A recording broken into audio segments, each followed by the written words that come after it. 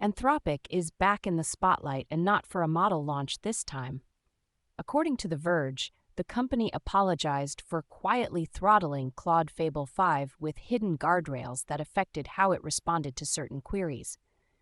The bigger issue is not just that the limits existed, but that researchers and competitors could not easily tell when they were being hit.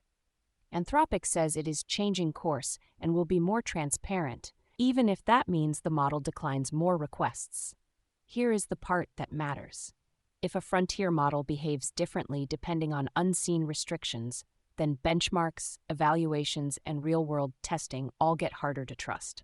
According to The Verge, Anthropic's hidden controls undermined not only outside researchers, but also rivals who were trying to compare systems or build on top of them. That makes this more than a PR cleanup. It is a product and governance issue at the same time. For developers, the practical takeaway is that model behavior can be shaped by policy layers that are not obvious from the outside.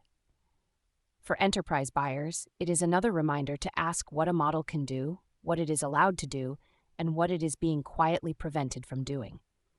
Anthropic is now signaling that clearer disclosure is worth the trade-off, even if the model becomes more restrictive in practice. In a market where trust is part of the product, that shift is going to be watched closely. Google DeepMind is pushing live translation deeper into its own stack. According to Google DeepMind, Gemini 3.5 Live Translate brings near real-time natural speech translation to Google AI Studio, Google Translate, and Google Meet. The emphasis here is on voice, not just text, which is what makes it feel like a step toward actual conversation instead of a delayed transcript. That matters for meetings, travel, and customer support, where timing and tone can be as important as accuracy. By putting the feature across AI Studio, Translate, and Meet, Google is making it easier for both developers and everyday users to run into the same capability in different contexts. According to Google DeepMind, the goal is fluid, natural speech translation, and that suggests the company is trying to make multilingual communication feel less like a tool and more like a default layer. For businesses, this could reduce friction in international calls and cross-border collaboration. For consumers, it means translation is getting closer to something you can use live without a lot of setup. It also shows Google treating translation as a core AI feature, not a side experiment. That is a meaningful distribution advantage because the company can place the same capability in products people already use. Jeff Bezos' Prometheus just landed one of the biggest funding rounds in the physical AI space. According to TechCrunch, the startup raised $12 billion and is now valued at $41 billion as it works on what it calls an artificial general engineer for the physical world.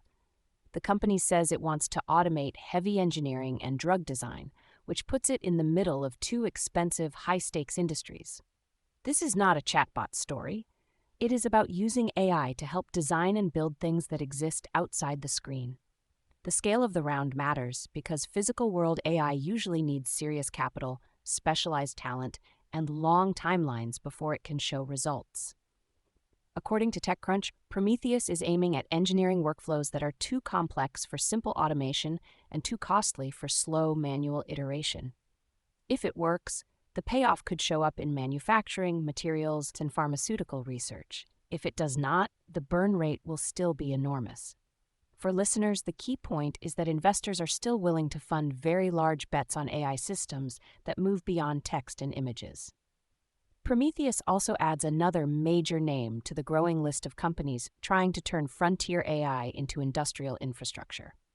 xAI is facing a new legal fight over how it handles internal safety concerns.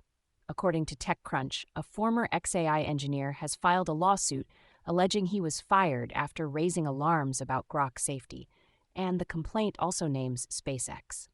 The timing is notable because the engineer says the dispute happened just days before SpaceX's historic IPO.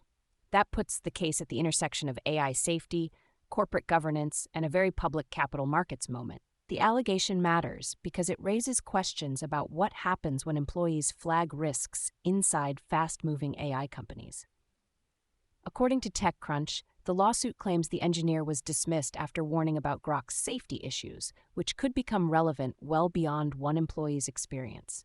For XAI, the case could draw more attention to how the company handles internal dissent and product risk. For SpaceX, being named in the suit adds another layer of scrutiny around a period that was already under intense public attention. For the broader AI industry, it is another reminder that safety debates are not just technical. They can become employment, legal, and disclosure issues very quickly. That is especially true when the company is tied to a larger ecosystem with major investor and public market stakes.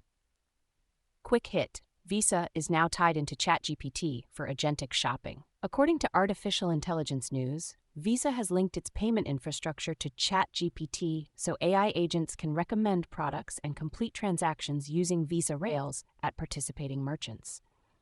That moves the checkout step closer to automation, which is exactly why this integration is getting attention. It is one more sign that AI agents are moving from suggestion engines toward actual action. Before I let you go, keep an eye on whether Anthropic follows through with more explicit disclosure around Claude Fable 5's restrictions, because that could set a precedent for how frontier models are presented to users. Also, watch how quickly Google rolls out Gemini 3.5 Live Translate across regions and products, since availability will tell us how serious the company is about making live translation a default feature. That is TSL, Byte Sized for Friday, June 12th, 2026. Find the show on Spotify, Apple Podcasts, and wherever you get your podcasts. See you tomorrow.